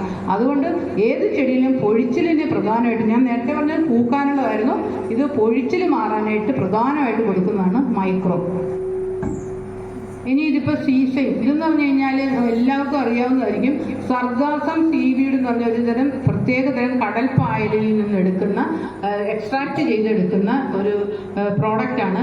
ഇതെന്ന് പറഞ്ഞു കഴിഞ്ഞാൽ ഏത് ചെടിയിലും കായ്പൊഴിച്ചിൽ, ഇതെല്ലാം വരുമ്പോൾ കൊടുക്കുന്ന ഇതാണ്. ശരിക്കും പറഞ്ഞു കഴിഞ്ഞാൽ കാപൊഴിച്ചിൽ, പൂപൊഴിച്ചിൽ അതുമ്പോൾ എല്ലാം വരുമ്പോൾ ഇത് മൂന്നും കൂടി ഒരു കോംബോ ആയിട്ട് വരുന്ന അമിനോയും മൈക്രോയും സീവീഡ് ജെല്ലും 2 ഗ്രാം സീവീഡ് അല്ല, ഇതെല്ലാം ലിക്വിഡാണ്. 2 ml micro, 2 ml seaweed gel, 2 ml amino, ഇത് മൂന്നും കൂടി 1 ലിറ്റർ വെള്ളം എന്നുള്ള റേഷ്യോയിലെടുത്ത് ചോട്ടിൽ നനയത്തക്ക രീതിയിൽ ഒഴിച്ചു കൊടുത്തു കഴിഞ്ഞാൽ ചെടികളിൽ ഉണ്ടാകുന്ന പൂക്കൾ കായായി വരികയും ചെയ്യും. ഓക്കെ, ഇനി അടുത്തതാണ്. ഇനി ഇതിൽ നിന്നെല്ലാം ഇത് ഒരു ഓർഗാനിക് മിക്സ് ഉണ്ട്. ഇപ്പം ഓർഗാനിക് മിക്സ് എന്ന് പറഞ്ഞു കഴിഞ്ഞാൽ ഈ സാധനങ്ങളെല്ലാം കൂടിയ ഒരു സാധനം. ഇത് നമ്മൾ കൊടുക്കുകയാണെങ്കിൽ പ്രത്യേകിച്ച് ജനറലായിട്ട് ഏത് ചെടിയും നല്ല രീതിയിൽ വളരാനും ഹെൽത്ത് ഉണ്ടാകാനും അതോടൊപ്പം തന്നെ പൂക്കാനും കായ്ക്കാനും എല്ലാത്തിനും കൂടി ഒന്നിച്ച് നമുക്ക്, ഞാനിപ്പം പറഞ്ഞ എല്ലാം കൂടി കൂട്ടിയ ഒരു സാധനമാണ്. അപ്പം ഇത് നമ്മൾ 5 ml 1 ലിറ്റർ വെള്ളമുള്ള റേഷ്യോയിൽ എടുത്തിട്ട് ചെടികളുടെ ചോട്ടിൽ ഒഴിച്ചു കൊടുക്കുക. അത് ചെയ്യുമ്പോൾ നമ്മൾ ഓൾറെഡി വളമൊക്കെ കൊടുത്താൽ ഒരു ടോണിക്ക് പോലെ പെട്ടെന്ന് വ്യത്യാസം വരാനായിട്ട് പറ്റുന്നതാണ് ഓർഗാനിക് മിക്സ്. അടുത്തതാണ് ക്യൂർ പ്ലസ്. ചെടികളിൽ ഇപ്പം ഞാൻ ഒരു വീട്ടിൽ പോയപ്പോൾ കണ്ടു, ചെടികളുടെ ഇലകളെല്ലാം, അതായത് നമ്മുടെ ജാതിയുടെ ഇല അല്ലേ നിറയെ പൊഴിഞ്ഞു താഴെ കിടക്കുന്നു. അതുപോലെ തന്നെ തണ്ട് മാത്രം വേറെ, ഇതെല്ലാം ഫംഗസാണ്. ഫംഗസ് എന്ന് പറഞ്ഞു കഴിഞ്ഞാൽ ഒരു പ്രത്യേകത, ഞാൻ നേരത്തെ പറഞ്ഞല്ലോ, pH കുറയുമ്പോഴാണ് ഏറ്റവും കൂടുതൽ വരുന്നത്. അത് ഈ ഫംഗസ് വരുമ്പം അത് മാറ്റാനായിട്ട് നമ്മൾ പ്രധാനമായിട്ട് ബോർഡോ മിശ്രിതം കൊടുക്കും ഇല്ലേ, പലർക്കും അതറിയാം. ബോർഡോ മിശ്രിതം കൊടുക്കും. ബോർഡോ മിശ്രിതം എന്ന് പറഞ്ഞു കഴിഞ്ഞാൽ ഒരു കോൺടാക്ട് ഫംഗിസൈഡാണ്. അതായത് നമ്മൾ എവിടെയാണോ ആ സാധനം വീഴുന്ന അവിടുത്തെ മാത്രം ആ ഫംഗസ് ചത്തുപോകും, പക്ഷെ അല്ലാത്ത സ്ഥലത്തെല്ലാം അത് പിന്നെയും വളർന്നു വരും. അതുകൊണ്ട് നമ്മുടെ ഇതിന് ക്യൂആർ പ്ലസ് എന്ന് പറഞ്ഞാൽ സിസ്റ്റമിക് ഫംഗിസൈഡ്, അതായത് ഇത് ഇട്ട് കൊടുത്താൽ ചെടി തന്നെ നമ്മൾ ഇത് വലിച്ചെടുക്കുകയും എല്ലാവിധ ഫംഗസിനെതിരെയും ചെടി പ്രതിരോധിക്കുന്നു. അതാണ് ഇതിലെ വ്യത്യാസം. അപ്പോൾ ഇത് ആണ് ക്യൂആർ പ്ലസ്. ഇത് കൊടുക്കുമ്പോൾ ഒരു പ്രത്യേകമാണ്, നമ്മൾ വളങ്ങളൊന്നും കൊടുക്കാൻ പാടില്ല. അതിൻ്റെ 10 ദിവസത്തിന് ശേഷവും ഈ സാധനം കൊടുത്തു കഴിഞ്ഞ് 10 ദിവസത്തിന് കഴിഞ്ഞ് മാത്രമേ വളം കൊടുക്കാവുള്ളൂ. കാരണം ഇത് ഫംഗസിനെ കൊല്ലുന്ന ഒരു സാധനമാണ്. ഇത് ശരിക്കും ഇതൊരു നശീകരണം പോലത്തെ സാധനമാണ് ക്യൂർ പ്ലസ്. പക്ഷേ ഇത് പ്യുവറായിട്ടുള്ള ഓർഗാനിക്കാണ്. അപ്പം ഇനി ഒരു അപ്സാന്ന് പോലെ ഒരു സാധനം കൂടിയുണ്ട്. അത് എന്തിനാന്ന് പറഞ്ഞു കഴിഞ്ഞാൽ, നമ്മൾ ചെടികളിൽ ഞാൻ നേരത്തെ പറഞ്ഞല്ലോ, അത് 10 ലിറ്ററിനകത്ത് ഒരു 3 ml ഒഴിച്ചാൽ മതി. നമ്മൾ സ്പ്രേ ചെയ്യുന്ന ഏത് സാധനത്തിലും ഒരു പശപ്പ് ഉണ്ടാവുകയും ചെടികളിൽ അത് പറ്റി പിടിച്ചിരിക്കുകയും ചെയ്യും. അതിനു വേണ്ടിയുള്ളതാണ് അപ്സ. ഓക്കെ, അപ്പോൾ ഇത്രയാണ് PGR, പ്ലാന്റ് ഗ്രോത്ത് റെഗുലേറ്റേഴ്സ് എന്ന് പറയും. അതായത് അടിസ്ഥാന വളങ്ങൾ കൊടുത്തു കഴിഞ്ഞിട്ട് ഇത് സ്പെഷ്യലായിട്ട് നമുക്ക് എല്ലാ ചെടികൾക്കും കൊടുക്കുന്ന സാധനങ്ങളാണ് ഇതെല്ലാം. ഇനി അടുത്തത് നമുക്ക് പറയാൻ പറ്റിയതാണ് ഏറ്റവും പ്രധാനമായിട്ടുള്ള ഒരു സാധനം, എല്ലാവരും കേട്ട് കാണും അല്ലേ, SPC ഹോമിയോ അഗ്രോ കെയർ, സർവ്വരോഗ സംഹാരി. അതോടൊപ്പം തന്നെ നമുക്കിത് ഉപയോഗിച്ച് കഴിഞ്ഞാൽ വീട്ടിൽ ഒരുവിധമുള്ള അതായത് ജനറലായിട്ട് ഇതിന് പ്രത്യേക ഒരു കാര്യമല്ല പറയുന്നത്, എല്ലാം. ഇപ്പോൾ ഒരു തെങ്ങിനെ കുറിച്ച് നമ്മൾ എടുക്കുവാണെങ്കിൽ തന്നെ തെങ്ങിൻ്റെ ചെല്ലിയാക്കണം, കൂമ്പ് ചെയ്യൽ, മച്ചിങ്ങ പൊഴിച്ചൽ, അതുപോലെ തന്നെ അതിനകത്തുള്ള മണ്ടരി, അതുപോലെ എല്ലാത്തിനും വേണ്ടി ഉപയോഗിക്കാൻ പറ്റുന്ന ഒന്നാണ് SPC ഹോമിയോ അഗ്രോ. ഇത് നമുക്ക് വാഴയ്ക്ക് ഉപയോഗിക്കാം. ഇതിൻ്റെ എല്ലാത്തിൻ്റെയും വീഡിയോ ഉണ്ട്, എന്തായാലും പറയാം. വാഴയ്ക്കാണ് എല്ലാത്തിലും കീടാക്രമണം ഇല്ല, ജനറലായിട്ട് ഹെൽത്ത്, രോഗപ്രതിരോധ ശേഷി കിട്ടാനായിട്ട്. മാവിലാണെങ്കിൽ തന്നെ മാങ്ങ പുഴുക്കേട് ഉണ്ടാവാറില്ലേ പലരുടെയും മാങ്ങയിൽ പുഴുക്കേട് ഉണ്ടാകാതിരിക്കാൻ നമ്മൾ പുഴുവാകുമ്പോഴല്ല, മാവിൽ പൂവാകുമ്പോഴതിന് തൊട്ട് മുമ്പ് തന്നെ ഇത് നമ്മൾ സ്പ്രേ ചെയ്ത് കൊടുക്കുക. ഇത് ചെടികളിൽ സ്പ്രേ ചെയ്യുമ്പോൾ 2 ഗ്രാം 1 ലിറ്റർ വെള്ളത്തിൽ കലക്കിയിട്ട് ഏത് പ്ലാന്റിൻ്റെയും 1/3 പോർഷനിൽ മിസ്റ്റ് രൂപത്തിൽ സ്പ്രേ ചെയ്ത് കൊടുക്കുക, ഇളം വെയിലുള്ളപ്പോൾ. അതാണ് ഇതിലെ മെത്തേഡ്. പിന്നെ തെങ്ങിനാണെങ്കിൽ നമുക്ക് വേരെ കൊടുക്കാം. തെങ്ങിന് 3-4 മെത്തേഡ് ഉണ്ട്. ഏറ്റവും നല്ല വേരെടുത്തിട്ട് അതിനകത്ത് നമ്മൾ 2 ഗ്രാം 1 ലിറ്റർ വെള്ളം കലക്കിയിട്ട് അതിനകത്ത് ഒരു 300 ml എടുത്ത് ഒരു പ്ലാസ്റ്റിക് കവറിൽ വെച്ചിട്ട് ആ വേര് കേടായ ഭാഗം കൊണ്ട് മാറ്റിക്കിടണം. ഇതിനകത്ത് കയറ്റി വെച്ച് കെട്ടി കൊടുത്തിട്ട് അതിന് മുകളിൽ മണ്ണിടുന്ന ഒരു മെത്തേഡാണ് അത് കൊടുക്കുന്നത്. പിന്നെ നമുക്ക് 2 സൈഡിലും, അതായത് 10 ഗ്രാം ഈ ഹോമിയോ അഗ്രോ കെയർ എടുത്തിട്ട് 2 ലിറ്റർ വെള്ളത്തിൽ കലക്കിയിട്ട് ചെടിയുടെ ആ തെങ്ങിൻ്റെ 1.5 അടി മാറ്റി 2 ചാല് പോലെ ഉണ്ടാക്കിയിട്ട് ഓരോ ലിറ്റർ ഒഴിച്ചു കൊടുക്കുന്ന മെത്തേഡ് ഉണ്ട്. പിന്നെ ചെറിയ തെങ്ങുകൾക്കാണെങ്കിൽ കൂമ്പിൽ നമുക്ക് ഇത് 2 ഗ്രാം 1 ലിറ്റർ വെള്ളം എന്നുള്ള റേഷ്യോയിൽ എടുത്തിട്ട് അത് കുറച്ചെടുത്ത് കൂമ്പിൽ ഒഴിച്ചു കൊടുക്കുക. അങ്ങനെ പല മെത്തേഡിൽ നമുക്കിത് ചെയ്യാം. ഇതുപോലെ കരിവേപ്പിലെ കറുത്ത കളറ് ഫംഗസ് അതുപോലെ തന്നെ ചെയ്യാം, വാഴയ്ക്ക് ചെയ്യാം, അതുപോലെ കവുങ്ങിന് ചെയ്യാം, നെല്ലിന് ചെയ്യാം. എല്ലാത്തിനും ഈ ഒരൊറ്റ സാധനം എന്തായാലും വീടുകളിൽ മേടിച്ച് വെച്ച് എല്ലാത്തിനും ചെയ്യണം. അത്യാവശ്യം കുരങ്ങ്, അതുപോലെ തന്നെ എലി, പാമ്പ്, അതുപോലത്തെ ഒരുവിധ കീടങ്ങളും വീട്ടിൽ പറമ്പിലേക്ക് വരാതിരിക്കാനായിട്ടും ഇത് സഹായിക്കും. ഇത്രയാണ് നമുക്ക് പ്രധാനമായിട്ടുള്ള വളങ്ങൾ, ജൈവ വളങ്ങളായിട്ടുള്ളത്. ഇനിയുള്ളതാണ് ജീവാണു വളങ്ങൾ. ഞാൻ നേരത്തെ പറഞ്ഞു 3 തരം വളങ്ങളാണുള്ളത്. അതിലത്തെ 3ാമത്തെ പാർട്ടാണ് ഇതെന്ന് പറഞ്ഞു കഴിഞ്ഞാൽ ബാക്ടീരിയകളും ഫംഗസും വൈറസ് ഇല്ല, ബാക്ടീരിയകളും ഫംഗസുകളാണ്. അതാണ് നമുക്ക് 3 അതിൽ ഏറ്റവും പ്രധാനമായിട്ട് നൈട്രജൻ ഫിക്സിങ് ബാക്ടീരിയകൾ പ്രധാനമായിട്ട് 3 തരമാണുള്ളത്. ഒന്ന് നമുക്ക് പലതരം ചെടികൾക്കുള്ള നൈട്രജൻ്റെ ഉള്ളത്. ഒന്നാമത്തെ റാപ്പിഡ് ഗ്രോത്ത് ആണ്. റാപ്പിഡ് ഗ്രോത്ത് എന്ന് പറഞ്ഞു കഴിഞ്ഞാൽ അന്തരീക്ഷത്തിൽ നമുക്കറിയാം 78% നൈട്രജൻ ഉണ്ട്. ഈ നൈട്രജനെ യൗഗീകരിച്ച് ചെടികളിലേക്ക് കൊടുക്കുന്ന തരം ബാക്ടീരിയ നമുക്കൊന്നുണ്ട്. നമുക്ക് ശരിക്കും പറഞ്ഞു കഴിഞ്ഞാൽ ഈ അമോണിയ കിട്ടുന്നത്, അമോണിയ എന്ന് വെച്ചാൽ അറിയാമല്ലോ, NH3 ആണ്. നൈട്രജനും നൈട്രജനും കൂടിയാണ് അമോണിയ. ഇപ്പം നമ്മുടെ ഈ അന്തരീക്ഷത്തിലെ നൈട്രജനെ പ്രത്യേകമായിട്ട് ഉണ്ടാക്കി ലബോറട്ടറികൾ കണ്ടുമാനം പൈസ കൊണ്ട് ഉണ്ടാക്കി കെട്ടിയിട്ടാണ് നമുക്ക് ഇങ്ങനെ അമോണിയ എന്ന് പറഞ്ഞ് രാസപദാർത്ഥമായിട്ട് കിട്ടണത്. ആ സാധനം തന്നെ ഈ അന്തരീക്ഷത്തിലെ നൈട്രജനെ ചെടികളിലേക്ക് കൊടുക്കുന്ന ബാക്ടീരിയകളുണ്ട്. അപ്പം നൈട്രജൻ ബാക്ടീരിയകൾ തന്നെ പലതരത്തിലുണ്ട്. ആദ്യത്താണ് റാപ്പിഡ് ഗ്രോത്ത്. ഇത് ശരിക്കും പറഞ്ഞു കഴിഞ്ഞാൽ ഇതൊരു മിത്ര ബാക്ടീരിയയാണ്. 3 തരത്തിൽ നമുക്ക് കൊടുക്കാം. നെല്ലിനും പച്ചക്കറികൾക്കും എല്ലാം നമുക്ക് കൊടുക്കാൻ പറ്റുന്നതാണ്. ഒന്നുകിൽ വിത്തുപചാരം എന്ന് പറയുന്നത്, വിത്തിൽ പുരട്ടി നമുക്ക് കൊടുക്കാം. അതായത് 3 ml ഈ റാപ്പിഡ് ഗ്രോത്ത് 1 ലിറ്റർ വെള്ളത്തിൽ കലക്കിയിട്ട് ചെടികൾ ഈ വിത്ത് അതിനകത്ത് മുക്കി തണലിൽ ഉണക്കി 24 മണിക്കൂറിനകം നിർബന്ധമായിട്ടും നനഞ്ഞ മണ്ണിൽ വിതറി കൊടുക്കുകയാണ് ആ രീതി ചെയ്യുന്നത്. അപ്പം ഈ ബാക്ടീരിയകൾ അവിടെ വളരുകയും അന്തരീക്ഷത്തിലെ നൈട്രജനെ വലിച്ച് ചെടികൾക്ക് കൊടുക്കുകയും ചെയ്യുന്നു. ആ ഒന്നാമത്തെ ബാക്ടീരിയ. രണ്ടാമത്തത് നൈട്രോ ഗ്രീൻ മാക്സ്. അതുണ്ട്. അതും ഇതുപോലെ തന്നെ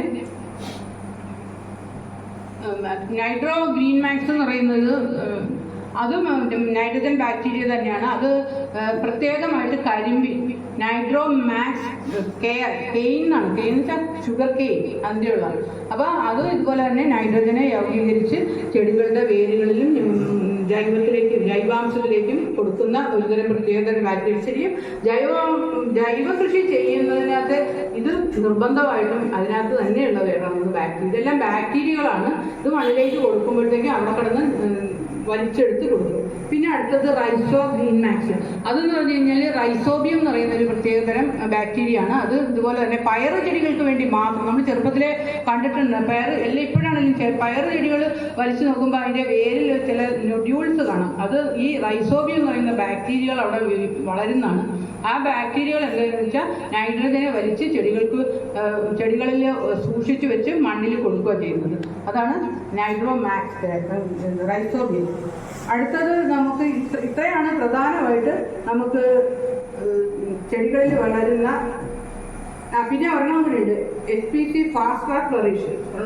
അതും ഇതുപോലെ തന്നെ നമുക്ക് നൈട്രജൻ ഫിക്സിംഗ് ഞാൻ പറഞ്ഞില്ല 3 തരത്തിൽ ഉപയോഗിക്കാം. ആദ്യമായിട്ട് തന്നെ വിത്തുപചാരം, വിത്തിൽ പരട്ടി കൊടുക്കാം. പിന്നെ 25 കിലോ ജൈവവളത്തിൻ്റെ കൂടെ 1 കിലോ ഇട്ട് മിക്സ് ചെയ്തിട്ട് അത് ഇട്ട് കൊടുക്കുക. രണ്ടാമത്തെ മെത്തേഡ്. മൂന്നാമത്തേത് 5 ml 1 ലിറ്റർ വെള്ളം എന്നുള്ള റേഷ്യോ എടുത്ത് ചെടികളുടെ ചോട്ടിൽ ഒഴിച്ചു കൊടുക്കാം. ഇങ്ങനെ പലതരത്തിൽ നമുക്ക്. പിന്നെ അടുത്തൊരു മെത്തേഡ് എന്ന് പറഞ്ഞാൽ നമ്മൾ പറിച്ച് നടുന്ന സമയത്ത് ഈ 5 ml 1 ലിറ്റർ വെള്ളത്തിൽ കലക്കിയ ആ സാധനത്തിനെ വേര് മുക്കി ഒരു 15 തൊട്ട് 20 മിനിറ്റ് നേരം വെച്ചാലും ഈ ബാക്ടീരിയകൾ അവിടെ വളർന്നോളും. ഈ വളരുന്ന ബാക്ടീരിയകൾ അന്തരീക്ഷത്തിലെ നൈട്രജനെ ചെടികൾക്ക് കൊടുക്കുകയും ചെയ്യുന്നു. ഇത്രയുമാണ് നൈട്രജൻ ഫിക്സിംഗ് ബാക്ടീരിയകൾ. അടുത്തത് ഫോസ്ഫോ ബാക്ടീരിയ ഉണ്ട്. അതെന്ന് വെച്ച് കഴിഞ്ഞാൽ നമുക്ക് ചെടികളിൽ നമ്മുടെ മണ്ണിൽ ഒരുപാട് ഫോസ്ഫറസ് ഉണ്ട്. ഏറ്റവും കൂടുതലുള്ള ഒരു മൂലകം ഫോസ്ഫറസ് ആണ്. പക്ഷേ അത് ചെടികൾക്ക് എടുക്കത്തക്ക രീതിയിലല്ല കിടക്കുന്നത്. അത് അലേയമായ രീതിയിലാണ്. അപ്പോൾ അലേയമായി കിടക്കുന്ന ഫോസ്ഫറസിനെ ലയിപ്പിച്ച് ചെടികൾക്ക് കൊടുക്കാൻ പറ്റുന്ന രീതിയിലാക്കുന്ന ബാക്ടീരിയയാണ് ഫോസ്ഫോ ബാക്ടീരിയ അഥവാ എക്കോവിറ്റ എന്ന് പറയുന്ന നമ്മുടെ ബാക്ടീരിയ. അതുകൊണ്ട് അടുത്തതാണ് കെ പവർ ബൂസ്റ്റ്. അതായത് കെ എന്ന് പറഞ്ഞു കഴിഞ്ഞാൽ പൊട്ടാസ്യം. അതായത് പൊട്ടാഷ് മൊബിലൈസിങ് ബാക്ടീരിയ ആണിത്. അതായത് അവിടെ ഇവിടെ എല്ലാം കിടക്കുന്ന പൊട്ടാഷിനെ ചെടികളുടെ അടുത്തേക്ക്, വേരുകളുടെ അടുത്തേക്ക് കൊടുത്തത്. പൊട്ടാസ്യം എന്ന് പറഞ്ഞു കഴിഞ്ഞാൽ ഒരു മൂലകം ചെടികൾക്ക് ഏറ്റവും വേണ്ട. കാരണം ഏറ്റവും നല്ല കായ്ഫലം നിൽക്കാനും രോഗപ്രതിരോധ ശേഷിക്കും എല്ലാം വേണ്ട നമ്മുടെ മണ്ണിൽ ഇല്ലാത്ത ഒരു മൂലകം കൂടിയാണ്. അപ്പോൾ ഈ കെ പവർ ബൂസ്റ്റ് നമ്മൾ കൊടുക്കുകയാണെങ്കിൽ അവിടെ ഇവിടെ കിടക്കുന്ന പൊട്ടാസ്യത്തിനെ ചെടികളുടെ വേരിലേക്ക് എത്തിച്ചു കൊടുക്കാൻ പറ്റിയ ഒരു ബാക്ടീരിയയാണ് കെ പവർ ബൂസ്റ്റ്. അടുത്തത് നമുക്ക് SPC ബീറ്റാ ഗ്രോത്ത്. അതും ഇത് സിങ്ക് നമുക്ക് തരുന്ന ഒരു പ്രത്യേകതരം ബാക്ടീരിയയാണ്. നമുക്ക് നമ്മുടെ മണ്ണിൽ സിങ്കില്ല. ചെടികൾക്ക് വേണ്ട സൂക്ഷ്മ മൂലകങ്ങളിൽ ഏറ്റവും പ്രധാനപ്പെട്ട ഒന്ന് ബോറോൺ കഴിഞ്ഞാൽ സിങ്കാണ്. അപ്പോൾ സിങ്ക് നമുക്ക് ചെടികൾക്ക് കൊടുക്കുക. മണ്ണിലുള്ള സിങ്കിനെ ലയിപ്പിച്ച് ചെടികൾക്ക് കൊടുക്കുന്ന ബാക്ടീരിയയാണ് എക്കോ ഗ്രോത്ത്. അപ്പോൾ ഇത്രയാണ് നമുക്ക് വളങ്ങളായിട്ട് വരുന്ന ജീവാണു വളങ്ങൾ. പിന്നെ നമുക്ക് അല്ലാതെ കുറേ ചെടികളിലെ ഫംഗസ്, ബാക്ടീരിയ, വൈറസ് ഇതിനെല്ലാം നശിപ്പിക്കാനുള്ള ഒന്നുണ്ട്. ഒന്നാമത്താണ് സ്യൂഡോഗ്രോ. കേട്ടിട്ടില്ലേ? സ്യൂഡോമോണാസ് കേട്ടിട്ടില്ലേ? സ്യൂഡോമോണാസ് എന്ന് പറഞ്ഞാൽ സർവ്വരോഗ സംഹാരിയാണ്. അതായത് ചെടികളിലെ ഫംഗസ്, ബാക്ടീരിയ, വാട്ടം ഈ നമുക്ക് പലപ്പോഴും ശ്രദ്ധിച്ചിട്ടുണ്ട്. ഈ മുളക്, അതുപോലെ തന്നെ തക്കാളി, വഴുതനയൊക്കെ പെട്ടെന്ന് ഇങ്ങനെ ഉണങ്ങി നിൽക്കുന്നതാണ്. അത് ഒരുതരം ബാക്ടീരിയയാണ്. ഈ ബാക്ടീരിയ വന്നിട്ട് നമ്മൾ പലപ്പോഴും വെള്ളം ഒഴിച്ചു കൊടുക്കും. വെള്ളം ഒഴിച്ചാലൊന്നും അത് നിവരില്ല. കാരണം ഈ തണ്ടിൻ്റെ അവിടെ ഇവിടെയും അത് ബ്ലോക്കാക്കി, ഈ ബാക്ടീരിയകൾ ബ്ലോക്കാക്കി മുകളിലേക്ക് വെള്ളത്തിനെയും വളത്തെയും കൊണ്ടുപോകാൻ മേലാത്ത രീതിയിൽ ബ്ലോക്കാക്കി വെക്കുന്നുണ്ട്. അതുകൊണ്ടാണ് അത് അങ്ങനെ ഇരിക്കുന്നത്. അങ്ങനെയുള്ള ബാക്ടീരിയകളുള്ള എല്ലാ രോഗങ്ങൾക്കും എതിരെയും പിന്നെ ജനറലായിട്ടുള്ള ഹെൽത്തിനും ഒരു പരിധിവരെ കീടങ്ങളെ അകറ്റി നിർത്താനും എല്ലാം ഉപയോഗിക്കുന്ന ഏറ്റവും പ്രധാനപ്പെട്ട ഒന്നാണ് സ്യൂഡോമോണാസ്. SPC സ്യൂഡോഗ്രോ ഇത് നമുക്ക് പൗഡർ ഫോമിലൊക്കെ പണ്ട് കിട്ടുമായിരുന്നു. അതിലും വളരെ എഫക്റ്റീവാണ്. 10:14, അതായത് 10ന്റെ കൂടെ 14 പൂജ്യം ചേർക്കുന്ന അത്രയും പാർട്സ് പെർ മില്ലി, ഒരു മില്ലിയിൽ അത്രയും അണുക്കളുണ്ട് ഇതിൻ്റെ സ്യൂഡോമോണാസ് എന്ന് പറയുന്ന ബാക്ടീരിയ. അതാണ് നമ്മുടെ സ്യൂഡ്. 5 ml 1 ലിറ്റർ വെള്ളമുള്ള റേഷ്യോയിൽ എടുത്തിട്ട് ചെടികളിൽ സ്പ്രേ ചെയ്ത് കൊടുക്കുക. ഇത് എപ്പോഴും 10 ദിവസം കൂടുമ്പോൾ നമ്മൾ ഈ പച്ചക്കറികളിലൊക്കെ സ്പ്രേ ചെയ്ത് കൊടുത്താൽ ഒരു വിധമുള്ള അസുഖം ഒന്നും ചെടികൾക്ക് വരത്തില്ല. അടുത്തതാണ് ട്രൈക്കോഡെർമ. അതെല്ലാവർക്കും അറിയാമോ, ട്രൈക്കോ കെയർ. അത് നമ്മൾ ഫംഗസ് വരാതിരിക്കാനായിട്ട് ഒരിക്കലും നമ്മൾ ചെടികളിൽ എപ്പോഴും ഫംഗസ് വന്ന് പെട്ടെന്ന് ഇല പഴുത്ത് ഉണങ്ങി പോകും. പെട്ടെന്ന് മഴയൊക്കെ വരുമ്പോൾ ശ്രദ്ധിച്ചിട്ടുണ്ടാകും, പ്ലാവ് മാവ് പല സാധനങ്ങളും ഫംഗസ് വന്നു പോകും. അത് വരാതിരിക്കാനായിട്ടും വന്നതിനെ മാറ്റാനും കൊടുക്കുന്നതാണ് ട്രൈക്കോ കെയർ. ഇത് നമ്മൾ കൊടുക്കേണ്ടത് 90 കിലോ ചാണകമോ അല്ലെങ്കിൽ ഭൂമിത്രയോ നല്ല ഉണങ്ങി പൊടിഞ്ഞ ചാണകം, അതിൻ്റെ കൂടെ 10 കിലോ വേപ്പൻ പിണ്ണാക്കും, അതോടൊപ്പം തന്നെ 1 ലിറ്റർ നമ്മുടെ SPC ട്രൈക്കോ കെയറും കൂടി മിക്സ് ചെയ്തിട്ട് പുട്ടുപരുവത്തിൽ നമ്മുടെ അവിടെ എവിടെയെങ്കിലും വെക്കുക. 5 ദിവസത്തിന് ശേഷം ഒന്ന് ഇളക്കി കൊടുക്കുക. 15 ദിവസത്തിന് ശേഷം അത് എൻറിച്ച്ഡ് ആയി, അതായത് സമ്പുഷ്ടി ചെയ്യും. അത് എല്ലാത്തിൻ്റെയും ചോട്ടിക്കൊണ്ട് ഇട്ട് കൊടുക്കുകയാണെങ്കിൽ എന്താ ഗുണമെന്ന് പറഞ്ഞു കഴിഞ്ഞാൽ ഫംഗസ് വരത്തില്ല മണ്ണിൽ. നമുക്ക് ഉപകാരപ്രദം അല്ലാത്ത ഫംഗസുകൾ വന്നാണ് പല സാധനങ്ങളും നശിച്ചു പോകണം. അതുകൊണ്ട് അങ്ങനെ ചെയ്തു കൊടുക്കുന്നതാണ് SPC സ്യൂഡോഗ്രോ അല്ല ട്രൈക്കോഡെർമ.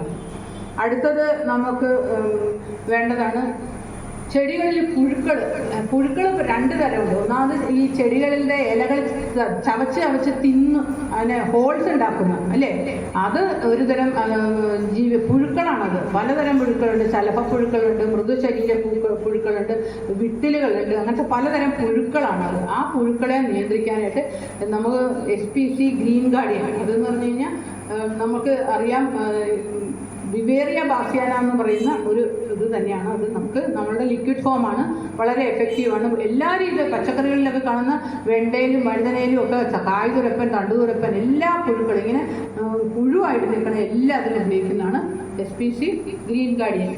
അടുത്തതാണ് ഫംഗസ് മാസ്റ്റർ, വെള്ളീച്ച അല്ലേ. വെള്ളീച്ച എന്ന് പറഞ്ഞാൽ അറിയാവോ, ഈ ഇലകളുടെ പുറത്ത് നോക്കുമ്പോൾ വെള്ള പൂപ്പൽ പോലെയാണ്. ഇത് വെള്ളീച്ചയാണ്. ഈ വെള്ളീച്ചകൾ എന്താ ചെയ്യുന്നത് കഴിഞ്ഞാൽ ഈ ഇലകളിലെയും തണ്ടുകളിലേക്കും നീര് വലിച്ചു കുടിച്ചിട്ട് അതുങ്ങൾ ജീവിക്കുന്നത്. അപ്പോൾ ഈ സാധനത്തിലെ നീര് വലിച്ചു കുടിക്കുന്നതുകൊണ്ട് ഇതിന് ഒടിഞ്ഞ് അത് പഴുത്ത് കേടായിപ്പോയി. അപ്പോൾ ഇത് വരാതിരിക്കാനും വന്നു കഴിഞ്ഞാൽ ഉടനെ നമ്മൾ കൊടുക്കാൻ പറ്റുന്നതാണ് ഫംഗസ് മാസ്റ്റർ.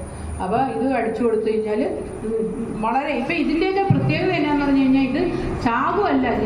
നമ്മൾ ഇതിൽ ഈ സാധനങ്ങൾ ജീവാണുകൾ കൊടുക്കുമ്പോൾ ഈ രോഗം ബാധിക്കുന്ന ഈ വെള്ളീച്ചകളോ അല്ലെങ്കിൽ പുഴുക്കളോ ഇതിനൊക്കെല്ലാം അവരുടെ ആമാശയത്തിന് ദഹന പ്രക്രിയയെ അവർ നിർത്തിവെക്കുക. എന്നിട്ട് അത് നിങ്ങൾ ചത്തുപോകുന്നു മാത്രമല്ല, ഇത് അതുങ്ങളുടെ ഗ്രൂപ്പിൽപ്പെട്ട മറ്റതുങ്ങൾക്ക് ഈ അസുഖം പകർത്തി അതുങ്ങളും ചാവുന്നത്. കൂട്ടത്തോടെ ഒരു മരണമാണ് അവിടെ സംഭവിച്ച് നമുക്ക് വളരെ ഇതൊക്കെ നമുക്ക് മനുഷ്യർക്ക് വളരെ സുരക്ഷിതമായ കീട നിയന്ത്രണ മാർഗങ്ങളാണ്. ഓക്കെ, അപ്പം അത്ര ഫംഗസ് മാസ്റ്റർ. ഇനി അടുത്തതാണ് ഗ്രോ ഗാർഡ്. ഗ്രോ ഗാർഡ് എന്ന് പറഞ്ഞാൽ ഈ ചില ചെടികളുടെ ഇലയിൽ നമ്മൾ നോക്കും, തക്കാളിയുടെയൊക്കെയാണ് ഒരു എന്തോ ഇഴഞ്ഞു പോയ പോലെ അല്ലേ. അത് ചിത്രകീടം എന്ന് പറയുന്ന ഒരു തരം കീടമാണ്. അതോടൊപ്പം തന്നെ ചിത്രശലഭങ്ങൾ കഴിക്കുന്നത് എന്നതാണ്, തേനാണ് കഴിക്കുന്നത്. പക്ഷെ അതുങ്ങളുടെ ലാർവയും പ്യൂപ്പയൊക്കെ കഴിക്കുന്നത് എന്താ, ഈ ഇലകളാണ്. നിങ്ങൾ ശരിക്കും ഓരോ ഘട്ടത്തിൽ ഓരോ ഭക്ഷണം കഴിക്കുന്നത്. അപ്പം ചിത്രശലഭങ്ങളെ നമുക്ക് കുഴപ്പമില്ല, അതുങ്ങൾ തേൻ കഴിക്കും. പക്ഷേ അതുങ്ങളുടെ പ്യൂപ്പ ലാർവ സ്റ്റേജിലുള്ള സാധനങ്ങൾ ഈ ഇലകൾ തിന്നും.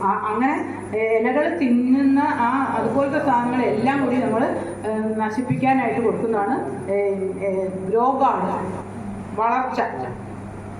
അടുത്തത് നിമാഷീൽഡ്. നിമാഷീൽഡ് എന്ന് പറഞ്ഞാൽ നിമാവിരകളുണ്ട് അല്ലേ.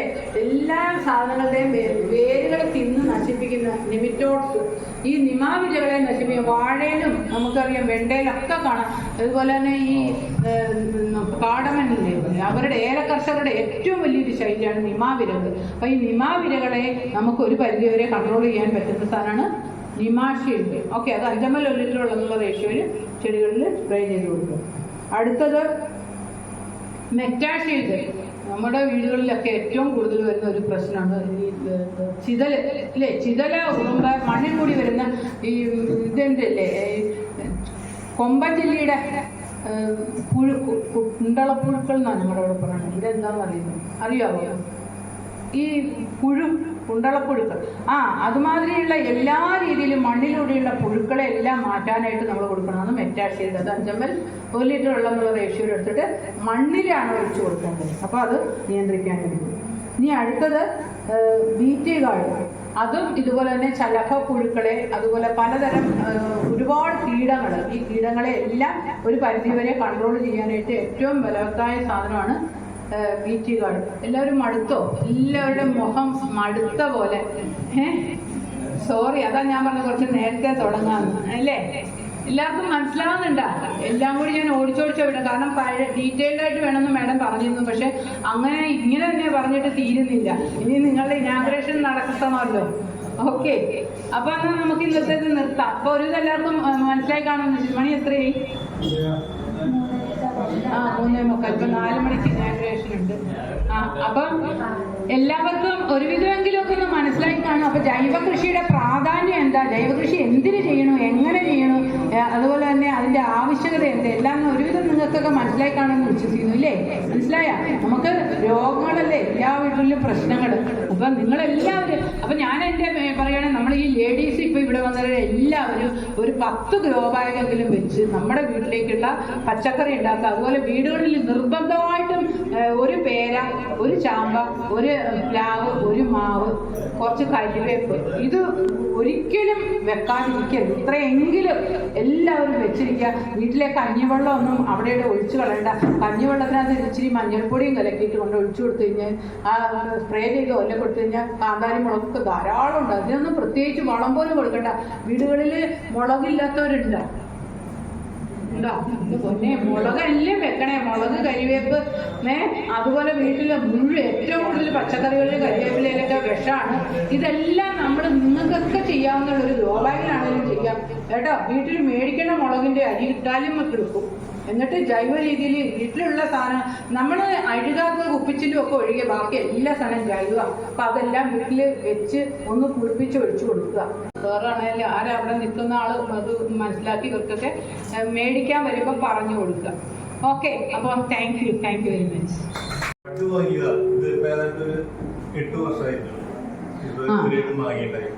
ഓക്കെ, അതായത് നമുക്ക് ഒരു പ്രത്യേക കാര്യം നമ്മൾ മനസ്സിലാക്കണം. നമ്മൾ ബഡ് വാങ്ങുമ്പോൾ ചിലപ്പോൾ പലരും ഇപ്പോൾ കൽക്കട്ട അവിടെ നിന്നുള്ളതെല്ലാം പൂത്തത് അതുപോലെ കൊണ്ടുവന്ന് നമ്മളെ നഴ്സറിക്കാർ പറ്റിക്കാറുണ്ട്.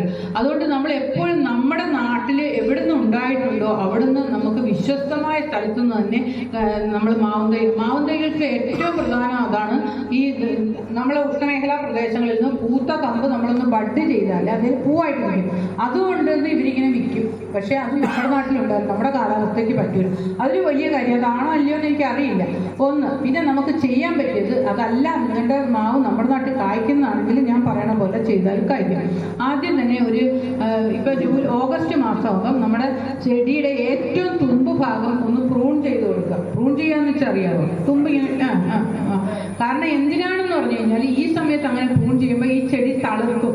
ഈ തളിർത്ത പൂക്കൾ ഒരു മേടമാസമൊക്കെ ആകുമ്പോഴത്തേക്കും അത് നല്ല രീതിയിൽ മുറ്റ് പോലെ മൂത്ത് നിൽക്കും. അങ്ങനത്തെ പൂവിൽ മാത്രമേ പൂ ഉണ്ടാവുള്ളൂ. അല്ലെങ്കിൽ ആ സമയം പൂക്കാൻ തുടങ്ങും. ഇപ്പം നമ്മൾ പ്രൂൺ ചെയ്ത് വെച്ചാൽ ആ സമയത്ത് ആ ചെടി മൂത്തതായിട്ട് അവിടെ പൂക്കുമെന്ന്. രണ്ടാമത്തെ കാര്യം, നമ്മളിങ്ങനെ ആദ്യം തന്നെ ഞാൻ പറഞ്ഞ പോലെ പ്രൂൺ ചെയ്യുക. പ്രൂൺ ചെയ്തിട്ട് SPC, ഹോമിയോ, അഗ്രോ കെയർ ഞാൻ പറഞ്ഞിട്ടുണ്ട്, അതിനകത്ത് വീഡിയോ ഉണ്ട്, അത് കൊടുക്കണം. കൊടുത്ത ശേഷം നമ്മൾ ആ സ്ഥലത്ത് അമിനോ എന്ന് പറഞ്ഞിട്ട് നമ്മുടെ പൂക്കാനുള്ള ഒരു സ്ഥലം അമിനോ. അപ്പം ചെടികളിൽ അപ്പം നോക്കണം എത്ര വലിയ പ്ലാന്റ് ആണെന്ന് എനിക്കറിയില്ല. അപ്പോൾ ചോട് നനയത്തക്ക രീതിയിൽ കുറച്ച് ഭാഗത്തേക്ക് അമിനോ ഇട്ട് കൊടുക്കുക. അതിനു മുമ്പ് നമ്മുടെ വളങ്ങളെല്ലാം ഇട്ട് കൊടുക്കുകയും വേണം. അമിനോയെ ഈ സമയത്താണ് ഇട്ട് കൊടുക്കേണ്ടത്. ഒരു ഓഗസ്റ്റ് മാസം അമിനോ ഒരു 10 ലിറ്റർ വെള്ളത്തിൽ 50 ml എടുത്തിട്ട് ചോട്ടിലിട്ട് കൊടുക്കുക. അതിനൊരു സെപ്റ്റംബർ മാസമൊക്കെ ആകുമ്പോൾ നിങ്ങൾ എന്താ ചെയ്യണമെന്ന് പറഞ്ഞു കഴിഞ്ഞാൽ ഒന്ന് പുകയ്ക്കണം. ഒന്ന് 2-3 തവണ ഒന്ന് നല്ല രീതിയിൽ ഒന്ന് പുകച്ചുകൂടി കൊടുക്കുക. ഇപ്പം പ്രൂൺ ചെയ്യുക, വളമിടുക, മിനോ കൊടുക്കുക, പുകയ്ക്കുക, ഇത്ര കാര്യങ്ങൾ നിർബന്ധമായിട്ട് ചെയ്തിരിക്കണം. അങ്ങനെയൊക്കെ ചെയ്താൽ നിർബന്ധമായിട്ടും പിന്നെ ഒരു കാരണവശാലും വെള്ളം ഒഴിച്ചു കൊടുക്കരുത്.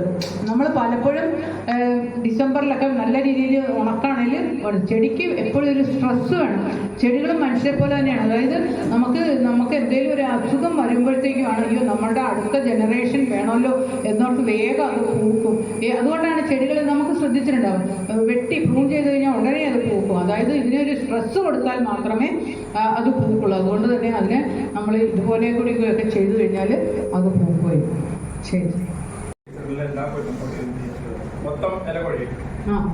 കൊഴിഞ്ഞതിന് വേണ്ടത് ജനറേറ്റ് ചെയ്ത് വരും. അപ്പൊ ഇപ്പൊ വളം ചേർക്കണോ അതോ ഇല കൊഴിഞ്ഞ് കഴിഞ്ഞിട്ട് ചേർക്കണോ?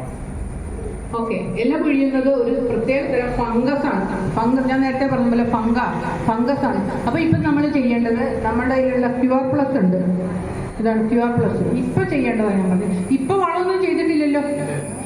ഇത് ചെയ്യുമ്പോൾ നമ്മളൊരു കാര്യം ഞാൻ ശ്രദ്ധിക്കണം, 10 ദിവസം മുമ്പായിരിക്കണം വളം ചെയ്യേണ്ടത്. അതുപോലെ തന്നെ ക്യൂർ പ്ലസ് കൊടുത്തു കഴിഞ്ഞ് 10 ദിവസം കഴിഞ്ഞായിരിക്കും വളം ചെയ്യേണ്ടത്. അപ്പൊ ഇത് നമ്മൾ ഒരു മരം എങ്ങനെയാണെന്ന് എനിക്കറിയുന്നില്ല. എത്ര വലിയ മരമാണെങ്കിൽ 50 ml എടുക്കണം. 10 ലിറ്റർ വെള്ളത്തിൽ, വലിയ മഴയുള്ളപ്പോൾ വേണ്ട. എന്നിട്ട് എടുത്തിട്ട് ചെടിയിൽ മൊത്തം സ്പ്രേ ചെയ്ത് കൊടുക്കുക പറ്റുന്നിടത്തോളം. അതോടൊപ്പം തന്നെ ചോട്ടിൽ ഒഴിച്ചു കൊടുക്കുക. ഒരു 15 ദിവസം കഴിയുമ്പോഴത്തേക്കും ഒരു തവണയും കൂടി ചെയ്താൽ ആ അസുഖം ശരിക്കും മാറും. അതുപോലെ കാ പൊഴിച്ചിലും മാറുന്നതായിരിക്കും. അപ്പം അതും ചെയ്തത്. ഇതിൻ്റെ ശേഷം 10-25 ദിവസം കഴിയുമ്പോൾ നമ്മൾ കൊടുക്കേണ്ടത് ട്രൈക്കോ കെയർ എന്ന് പറഞ്ഞൊരു സാധനം നമ്മുടെ തന്നെ ഉണ്ട്. അത് സമ്പുഷ്ടീകരിക്കുന്ന കാര്യം ഞാനിപ്പോൾ പറഞ്ഞു, കേട്ടായിരുന്നോ? അതായത് നമ്മൾ അത് പിന്നെ ഉണക്ക ചാണകപ്പൊടിയോ അല്ലോ ഭൂമിത്രയോ അതിനകത്ത് വേപ്പും പിണ്ണാക്കും കൂടി ഇട്ടിട്ട്, വേപ്പും പിണ്ണാക്കും നിർബന്ധം. അതായത് 90 കിലോ നമ്മുടെ ഭൂമിത്രയോ അല്ലെ ഉണങ്ങിയ ചാണകമോ, അതിനകത്ത് 10 കിലോ വേപ്പും പിണ്ണാക്കും 1 ലിറ്റർ നമ്മുടെ ട്രൈക്കോ കെയർ കൂടി ഇട്ട് സമ്പുഷ്ടീകരിച്ചിട്ട് കൊടുത്താൽ ഈ ഫംഗസ് പിന്നെ വരത്തില്ല. നിർബന്ധമായിട്ട് ജാതിക്കൊക്കെ എപ്പോഴും ജൈവവളേ കൊടുക്കാവുള്ളൂ കേട്ടോ. അതേപോലെ തന്നെ ഇതിൽ ചെയ്യാൻ പറ്റും. അതായത് നമ്മളുടെ ഇത് ഓൾറെഡി ഫെർമെന്റേഷൻ ഉണ്ടായ സാധനം, അതാണ് ഡയറക്റ്റ് നമ്മൾ വെള്ളത്തിൽ കലക്കി ഒഴിച്ചു കൊടുക്കുന്നത്. അതുപോലെ എൻ്റെ ഈ ചെറിയ ചെടികൾ പച്ചക്കറി തൈ 2 ഇല വരുവുള്ളത് ഇപ്പൊ ഞാനത് നട്ടിട്ടുണ്ട്. പക്ഷെ ഞാൻ ഈ ഉമ്മായ ഉണ്ടല്ലോ അതാണ് മണ്ണിൽ PH വേണ്ടി ചെയ്തത്. ഇത് നല്ലതാണ് നമ്മുടെ പ്രോഡക്റ്റിന്റെ പ്രത്യേകത എന്താണെന്ന് പറഞ്ഞാൽ ഈ PH ബൂസ്റ്റർ, ഭൂമിത്ര, ബയോഗ്രീൻ ഇതെല്ലാം കൂടി ഒന്നിച്ച് അങ്ങോട്ട് ഇടുക. നമ്മൾ വെയിറ്റ് ഒന്നും ചെയ്യേണ്ട കാര്യമില്ല. PH ബൂസ്റ്റർ ചെറിയ 2 ഇലയ്ക്കുള്ള ഇപ്പൊ നിങ്ങൾ ചെയ്യേണ്ടത് എന്താന്ന് പറഞ്ഞു കഴിഞ്ഞാൽ 2 ഇലയുള്ള അത് പറിച്ചു നടുന്ന സമയത്ത് സ്യൂഡോഗ്രോ മുക്കി വെച്ചിട്ട് നടുവാണെങ്കിൽ പെട്ടെന്ന് ചെടി വളരും. എന്നിട്ട് എടുക്കുന്ന മണ്ണിൽ നിങ്ങൾ നടുന്ന നിലത്താണോ മറ്റേ ഗ്രോ ബാഗിലാണ്? ഗ്രോ ബാഗിലാണെങ്കിൽ 1:1:1 എന്നുള്ള റേഷ്യോയിൽ ഒരു പാർട്ട് കൊക്കോപിറ്റ്, അതായത് ചകിരിച്ചോറ്, അല്ലെങ്കിൽ നിങ്ങളുടെ വീട്ടിൽ തന്നെയുള്ള ഉണങ്ങിയ ഇല പൊടിച്ചതായാലും മതി. പിന്നെ ഒരു പാർട്ട് നമ്മുടെ മണ്ണ്, പിന്നെ ഒരു പാർട്ട് നമ്മുടെ വളങ്ങൾ 3 കൂടി മിക്സ് ചെയ്ത് അത് ഇത്രയും സാധനങ്ങൾ നമ്മൾ അടിസ്ഥാനമുള്ളതായിട്ട് ഇട്ട് മിക്സ് ചെയ്തിട്ട് അതിനകത്തേക്ക് കുറച്ച് ഞാൻ നേരത്തെ പറഞ്ഞ പോലെ സമ്പുഷ്ടീകരിച്ച ട്രൈക്കോഡെർമയും കൂടി ചെയ്തിട്ട് കൊടുത്താൽ ഈ ഒരുവിധ അസുഖവും വരത്തില്ല. അതുപോലെ ഈ പന്തൽ കൃഷി ചെയ്യാനുണ്ട്, പാവല്, പീച്ചിങ്ങ, ചെരക്ക, ഇതൊക്കെ. അപ്പൊ അതിനൊക്കെ ചെറിയ 2 ഇല പരുവത്തിലുള്ളതാണ്. അത് സാധാരണ മണ്ണിൽ ചെയ്തത്. അതിനും ഞാൻ പറഞ്ഞ പോലെ തന്നെ അടിസ്ഥാന വളങ്ങൾ താഴെ ഇട്ട് കൊടുക്കുക. അതിനുശേഷം വെള്ളത്തിൽ ഇതിൻ്റെ അകത്ത് മുക്കി വെച്ചിട്ട് നടുക. നമ്മൾ ആ ഇതിന് പിടിച്ച് നടുന്ന സമയത്ത് ആ വേരിൽ ഒരു 15 മുതൽ 20 മിനിറ്റ് വരെ മുക്കി വെച്ചിട്ട് നടന്നു കഴിഞ്ഞാൽ ആ ബാക്ടീരിയ അവിടെ വളരെ ചെടി പെട്ടെന്ന് വളരും. പിന്നെ ഈ പന്തൽ കൃഷിയുടെ കാര്യം പറഞ്ഞപ്പോഴാണ് പന്തലിലേക്ക് കയറുന്നവരെ ചെടീനെ അങ്ങനെ കയറ്റിയിട്ട് ആ പന്തലിൽ കയറുന്ന സ്ഥലത്ത് ഫസ്റ്റ് നുള്ളിക്കളയണം. നുള്ളിക്കളഞ്ഞിട്ട് അതിനെ വിഭജിക്കാൻ, മനസ്സിലായില്ലേ?